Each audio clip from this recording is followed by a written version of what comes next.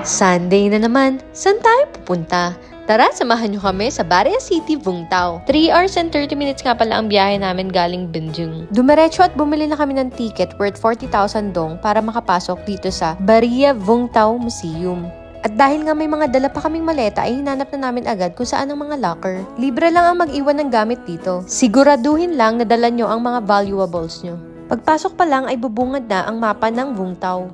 May scale ang mapa na to na 1/10,000. Umaabot ng 305 kilometers ang coastline nila. Ngayon nga lang pala ako nakakita ng museum na ganito kataas ang inaakyat. Pagpasok ng second floor ay makikita ang prehistoric time nila.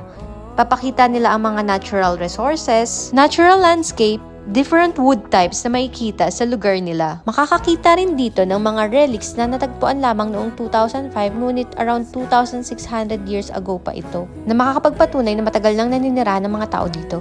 Dito naman makikita kung paano pinahirapan at kinulong ang mga Vietnamese.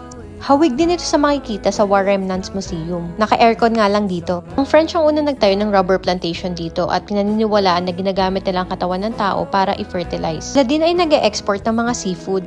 Dito naman pinapakita ang Long Phuc Tunnel. Kahawig din ito ang Cu Chi Tunnel. Huli naman ay parang nasa loob ng ship.